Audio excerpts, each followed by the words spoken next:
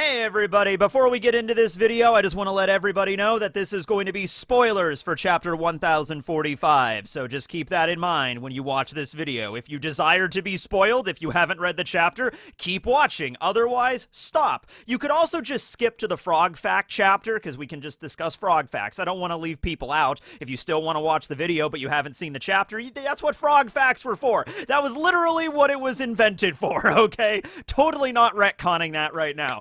Okay, so anyway, yeah, spoilers, here we go. This is probably one of my favorite parts of being a One Piece fan. It's whenever Oda introduces a new ability to one of the main casts, so one of the Straw Hats, basically, and we don't exactly know where Oda's, like, going with it quite yet, so we gotta spend a few weeks trying to theorize exactly what's going to happen, and, you know, probably a few of us will be right about it, and a lot of us will be wrong about it, so we'll just see what happens. It's kind of like when Gear 4th happened, okay?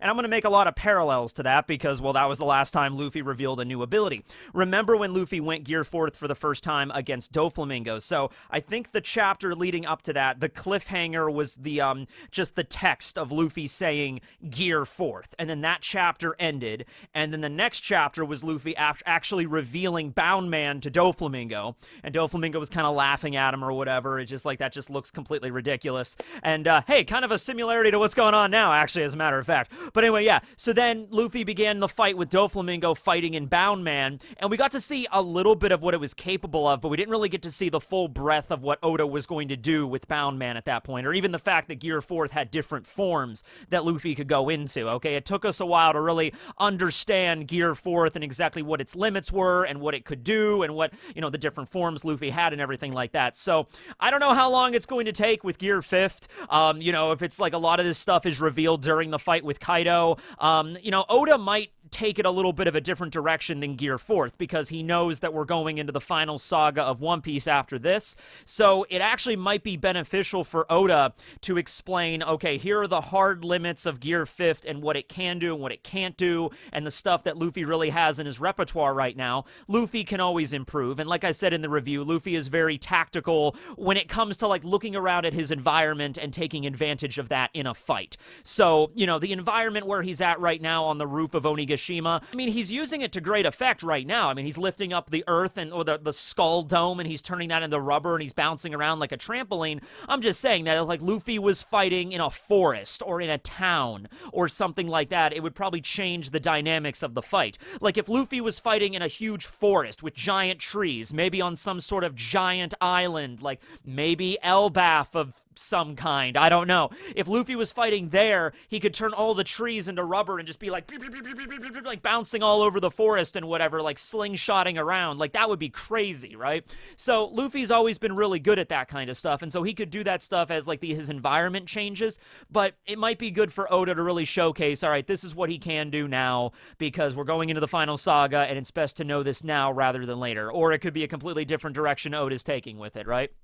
So, let's talk about a major thing in the last chapter that I kind of was on sort of the mark with it at the end of the review. I was thinking, like, maybe this is what this is, but it seems like, you know, I was way off the money, because everybody else in the comments was like, no, Tekking, this is what happens, okay? And every time I do that, whenever I'll do, like, a 50-minute review, and it's, like, at the 45-minute mark, I'll be like, maybe it was this, and it's just like, yeah, most people watching the video, like, are like, no, he's an idiot, he doesn't know what's happening. At the 45-minute mark, like, I got it, I know what it was.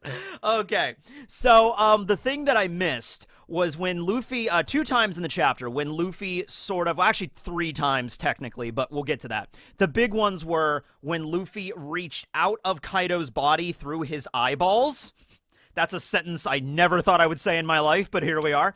And he grabbed Kaido's nose, and then he used Gamu Gamu no escape rocket to get out of Kaido's body. Okay, so he, like, literally took his arms, and it seemingly, like, pierced Kaido's eyeballs in order for him to get out. And I was like, all right, how does that not destroy his eyeballs? And I was trying to rationalize it like, oh, maybe Luffy's arms went out like his tear ducts or something, right?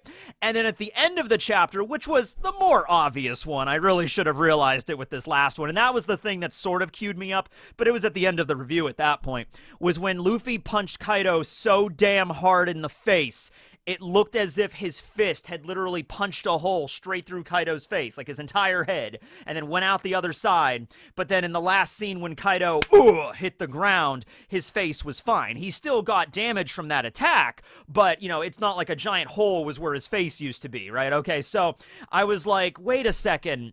Is Luffy's ability like to turn the environment into rubber? Like he's, you know, using the, you know, the power of Gear 5 to turn the ground into rubber, so he's bouncing on it like a trampoline?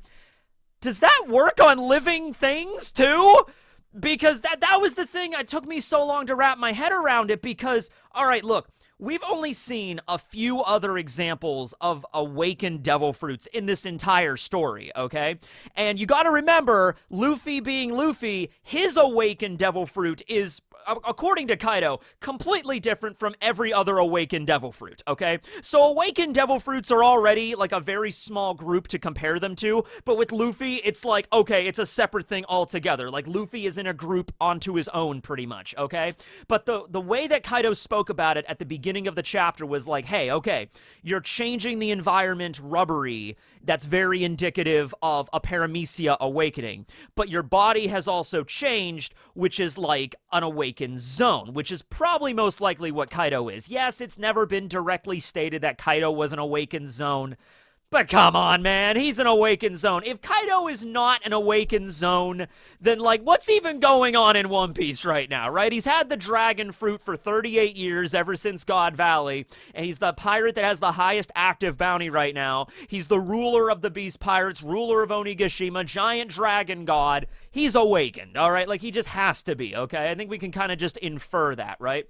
So, okay, let's just say Luffy's awakening is an awakening like a zone and an awakening like a paramecia. Luffy's fruit is so unique and so special that it takes on the qualities of both, okay? Who knows? And you know what? I was throwing this out there too because if we're including zones and paramecias in this, why not include the last category of devil fruit? Maybe Luffy might be able to actually affect the weather like an awakened Logia at this point. I'm just saying, zones and paramecias are involved here, so it's like, all right, 2 out of the 3 devil fruit categories, you know, include Luffy, but not the third one. Who knows? Maybe it does. Maybe, like, Oda's waiting to explain this later, but who knows? Maybe Luffy's devil fruit is, that's the reason why the mythical Hito Hito no Mi model Nika is such a big deal. It has qualities of all 3 devil fruit types into one. And that's kind of what lends it to be the most ridiculous power, as the Gorosei put it. But whatever. Okay. So, he has an awakening like a paramecia, allowing him to affect the surrounding area. So let's just examine that really quick. Let's look at the 2 other canonical examples of an awakened paramecia. That's, of course, Doflamingo's Ito Ito no Mi and Katakuri's Mochi Mochi no Mi. Granted, Katakuri was stated to be a special paramecia, but whatever, let's just go along with this. Yeah, there's Guild Tesoro from Film Gold, but we're just doing the canon stuff today, okay? All right. And as I said in the review, it was never stated as an actual rule that an awakened paramecia cannot affect living things, but it was just something that I sort of just, you know, took for granted, essentially. Like, I was just reading the chapters with Doflamingo and then later on with Katakuri using his awakened Mochi, and I was like, okay, they can turn the environment into their element or into their substance, but they cannot turn humans or animals or any living thing into the substance. And the reason that I just assumed that was, for number one, I mean, that is kind of a broken ability, if you can do that, right? Like, for example, if Katakuri could just turn people into Mochi just by, like, looking at them or coming into contact with them, the question becomes, like, why didn't he just do that to Luffy? Why didn't Doflamingo just turn Luffy into string? But the exception there is because Luffy, well, he knows Haki for one, which can kind of guard himself against certain devil fruit abilities and attacks. So that would make sense there. Kind of like how when Doflamingo was using his Parasito thread against Luffy, and he was like manipulating him, and then Luffy just went into Gear 4th and then snapped Doflamingo's threads. Something that might have actually been one of the very few instances where Doflamingo's strings were actually snapped by somebody. And that's when, you know, Luffy went into Gear 4th, he's got his armament Haki going like crazy, and that snapped his Parasito, okay? So it's like, okay, Luffy is the exception here, not just his only exception, I think there's other characters. Like, I think, like, if Doflamingo would have attempted to use his Parasito thread against Garp, Garp would have, like, snapped Doflamingo's strings like it was nothing. Like, Garp would have just been like, hey, what are you doing there? snap the damn thing and not a big deal, right? And so something else you got to keep in mind here is like, okay, well, why didn't Doflamingo or Katakuri, turn like other living things around them into their element? Maybe not Luffy, but something else. Doflamingo is a very cruel individual. Certainly he would not have any compunctions about turning the citizens of Dressrosa into string to attack Luffy. But the thing you got to understand there is there was, like, nobody around in that battlefield, right? Like, everybody had sort of cleared out at that point so they could give Luffy and Doflamingo sort of breathing room, okay? At least the way I'm remembering it, I don't think there was a lot of people around. I think the idea was, like, the gladiators came out to fight against Doflamingo, and then Doflamingo wiped the floor with them, and then after Luffy recovered and went into Gear 4 the second time, he sort of, like, knocked Doflamingo away, and most of the time when he was using his awakening, like, to use his off-white abilities, to summon the string from the ground and turn, like, the town into string itself to attack Luffy, I don't remember seeing any, like, people in that immediate vicinity. Plus, most of the citizens that weren't unconscious at this point were busy trying to push back the birdcage, doing whatever they could to try to, like, push back the birdcage. Like, Bartolomeo had his barrier, Fujitora and Zoro and Kinemon and Kanjuro were using their armament hockey and their swords to push back the barrier. And then there was just Frankie with the factory, which was indestructible. So it was like everybody else was just pushing the factory to try to, like, prevent the birdcage from slicing everybody, okay? So Luffy and Doflamingo, and then the later stages of their fight, when Luffy finally King Kong, punches out Doflamingo, that fight was taking place in the air. So it's like, okay, there wasn't really a lot of people around for Doflamingo to turn into string, but maybe he could have if there were people around, okay? Then with Katakuri and Luffy's entire fight took place in the mirror world, right? And the only people that were in the mirror world, except for Luffy, who was the enemy, were the other members of the Charlotte family. Flampe was there, and I think Joscarpone and Mascarpone were there, and some other members of the crew and stuff. And I don't think Katakuri would want to, like, turn his own, like, family members into mochi. I think that was, like, against his sort of thing. Katakuri wasn't that much of an asshole, right? So that's a question I have to you. Is this an ability that every awakened Paramecia would be able to do? Or is this something that just Luffy's able to do? So Doflamingo and Katakuri, yes, they were limited to only turning inanimate objects into string or mochi. But Luffy is special, so he can turn the environment into rubber, but he can also turn any living thing into rubber as well. Is that something just unique with him? So let me know about that. Second thing that's also important to mention now, this is what I love about this. Okay, how does Luffy initiate this ability? Is it through physical contact? Any living thing he touches, he can turn rubbery? Or is it something that's just with, like, an area of effect? Like, any area around him, he can turn rubbery. I bring this up because there was the scene when Kaido hits Luffy with Ragnarok, knocks him through the ceiling, his giant head lands in the festival hall, and then immediately you have Tama, Nami, Chopper, Kid, and Law's faces do the eye-popping out thing. And I just read that, and I immediately assumed this was just Oda having fun with it. This whole fight is basically like a Looney Tunes fight at this point. You know what? They should do that. They should just have, like, a fighting tournament movie just all about the Looney Tunes. Anime-style Looney Tune fight. Like Dark Tournament meets the Looney Tunes, right? They can even, do the whole thing was like, okay, Daffy Duck versus, I don't know, freaking Foghorn Leghorn or whatever, or something like that. Like they could just do that all throughout the brackets. Bugs Bunny is, of course, the main character. He'll be our Yusuke Urameshi here or whatever. He'll be our Luffy. So yeah, we need to have that. But anyway, that's actually something One Piece lacks. One Piece lacks, like, a tournament arc. I guess the Davy back, kind of. Not really. We need to have a tournament arc in One Piece. We could have one. Anyway, we could do it like a Davy back fight. Anyway, I'm getting off on a tangent. The point is, was Oda just having fun with it? Like, with their eyes popping out of their head? Or was that something that, like, Luffy is in Gear 5th and he became, like, when he got knocked into the festival hall, he got knocked into the proximity of all these people in the festival hall, so Gear 5th began to affect them as well. Almost maybe, like, subconsciously as well, because I don't know. It feels like Luffy, at least to me, it doesn't feel like Luffy is consciously changing the ground into rubber. it feels like Luffy is just having the time of his life, and he's like just jumping up and down, and the ground turns into like a trampoline, and he's just having fun with it. It doesn't seem like Luffy is like, ground, turn into rubber. Now that area over there, turn into rubber. You know, like, it doesn't seem like he's actively doing this. It's just anything around him is becoming rubbery. Once again, when he got devoured by Kaido and he used Gumu Gumu no Balloon inside of Kaido's own body, this might have been a thing where Luffy didn't actually know what was going to happen. He wasn't like, oh, my rubber devil fruit power, I beseech thee, turn Kaido's dragon duck body into rubber! Gumu Gumu no Balloon! Boo! You know? Doesn't seem like he was doing that. It just seemed like he was being devoured by Kaido, and he's like, I know what'll get me out of this, Gumu Gumu no Balloon, and just poof, and he turns into a giant ball inside of Kaido. Now, that might have been the first thing that queued a lot of people up, like Luffy was turning Kaido's body into rubber. There was even a line by Kaido that I should have taken, I should have looked into that more, but Kaido has a line afterwards that's like, you know, my body's not made of rubber, how are you doing this? You know, I should have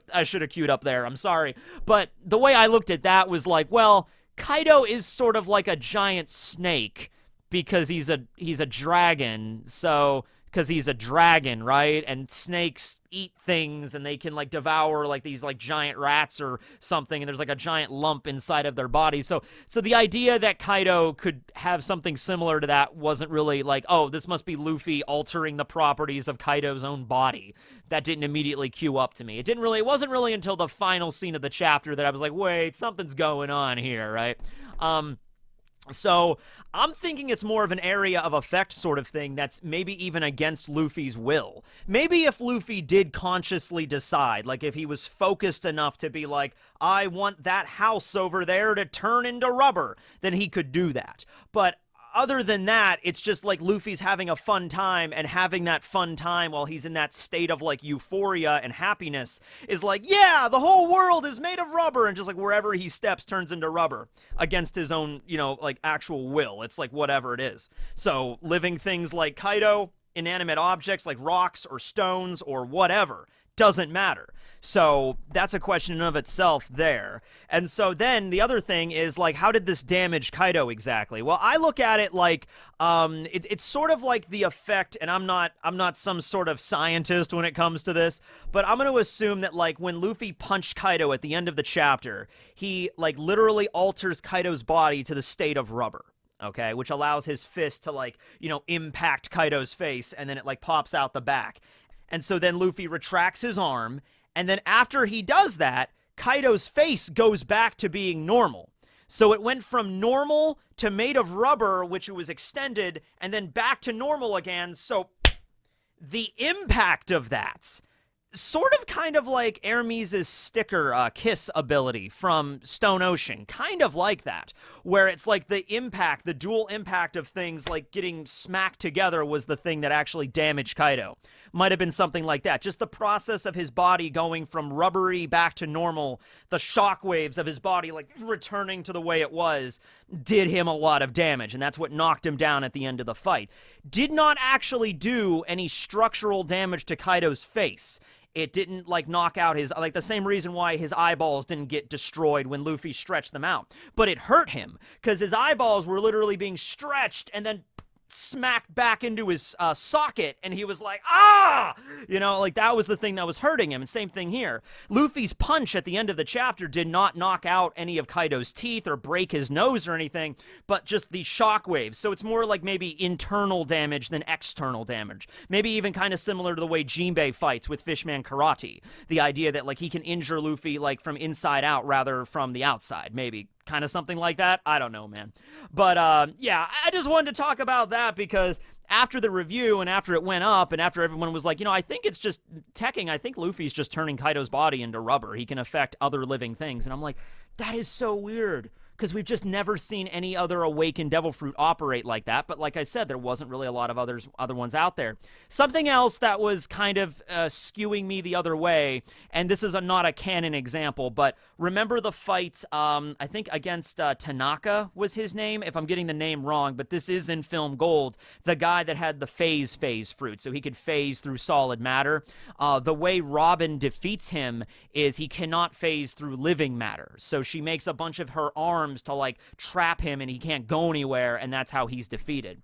So I remember that fight and I was like, yeah, like there's a lot of devil fruits, a lot of paramecias that have a hard limit where they can affect things that maybe are not intangible, affect things that are inanimate, but when it comes to affecting living things, not so many. I mean, there's a lot that can, but there's a lot that can't. Actually, let me just pull up the list of paramecia fruits and just see if there's like a few examples of this. Maybe I'm wrong. Hold on, let me pull this up really quick. All right, here we are. Okay, so a lot of the paramecias, of course, are just different from each other because that's kind of the whole point. It's sort of like the miscellaneous category of devil fruits. The first one that comes to mind is Jory Bonnie's, and we actually do not know the name of Jory Bonnie's devil fruit, but her ability is to affect the ages of anybody she comes in contact with. She can make herself younger or older, and she can make anybody else younger or older with her ability, okay? So that's clearly an ability that affects living things. Could she use that ability on objects? We don't know. Maybe she can. Something else is Inazuma. Inazuma has the Choki no Mi, which allows him to create the scissor. He's scissor hands. He makes the scissor hands, and then he can like cut up objects like paper. So we saw him using the Choki no Mi a lot on inanimate objects, like the floors and the stairs of Impel Down. But have we ever seen Inazuma actually using his scissors to slice a human being apart and turn their body into paper? I don't think we've seen that. Maybe he could, maybe he couldn't. We just don't know. Osuru's ability, the ability that I used to say was the weirdest devil fruit power, but now because of Luffy, you know, he might be taking the cake for that now. But Osuru's ability is the wash fruit that only affects living things, okay? So it seems like it's a grab bag with this. Sugar's Hobby no Mi, that only affects living things and animals and humans and stuff. It doesn't work on inanimate objects. Sugar cannot touch like a rock and turn the rock into a toy. You know, maybe she could turn it into a toy, but maybe, you know, the toy wouldn't have any sort of autonomy, wouldn't be able to like listen to her because it's like made out of a rock or something, right? But there's other ones. Diamante's ability allows him to turn himself and other things into like flags and stuff, but he can't do this with human beings. Maybe if he awakened, he could. I don't know. So it just seems like, yeah, it goes by a paramecia basis. So anyway, the idea of Luffy turning anything around him, any in this set radius or like a circumference around him or whatever, into rubber, that is a pretty powerful ability. Absolutely. Maybe that's the direction Oda will go, like trying to get Luffy to like learn how this works so he can focus it more, so it's not a detriment to his friends. Because I could see, like, what if all the Straw Hats are fighting and Luffy subconsciously turns all the Straw Hats into that rubber substance? Like, it might work in a lot of situations, but it also might be a detriment in battle. So Luffy's going to have to learn how to control this, I think. No matter what, he's going to have to be. Okay? Because even if it's like he's not around the Straw Hats, it would be better if he can control this power, all right? Well, anyway, that's just a video just talking about that. Hope you guys enjoyed, and like, let me know down below on how you think about this. And there's still so much we have to go into with Luffy's ability. Oh boy. But like I said, I think the fight will be wrapping up in the next chapter before we get into the break. Could be wrong on this, but I think like a 3-chapter fight with Gear 5th and Kaido could really show us what, you know, what Luffy can do is like a sneak preview of Gear 5th, and then Oda could go on and explain it more later. All right. Well, anyway, thanks for watching, and now we're moving on to Frog Facts. Ribbit. Tekking.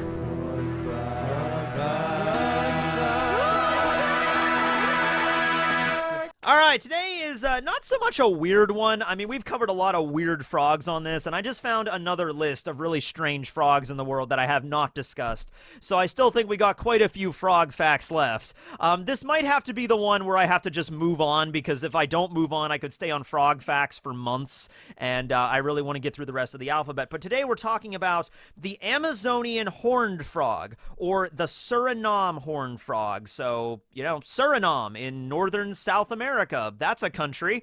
I don't think I've ever mentioned Suriname on the channel. I used to think it's pronounced Suriname. It's Suriname, right? Like, that's the correct pronunciation. But anyway, the Amazonian horned frog, it's a bit of a bulkier frog than the other ones. Most frogs we've talked about on here are between, like, 2 to 5 centimeters. This one's beefy. This one's 20 centimeters, about 7.9 inches, and looks particularly irritated. It's a rather grumpy-faced frog. I saw it described on a few websites. Just like, whatever. You know, it's like, okay. They can lay up to 1,000 eggs at once, and the females wrap them in like aquatic plants that are around to sort of protect them. And they use dead leaves for camouflage. Probably one of the best frogs in terms of camouflage with this dead leaf strategy. I really love this because they'll actually like partially burrow themselves in the ground and also cover themselves with dead leaves, and then they'll just have their eyes poking out at the top. And then when like an animal comes by, they're carnivorous, so even if like another frog comes by that's like smaller, it'll just jump out and eat it. But I love the fact here it looks like it just melts into a puddle. You know, just like, guess I'll go get some food. Glorp. And then it just turns into a puddle. Okay, that's pretty much it. That's all I got. But yeah, I like this frog. It's I love the horns and also the idea of it like capturing its prey and the dead leaf camouflage and the very grumpy appearance. So yeah, all right. Well, hope you guys enjoyed. Until next time, signing out.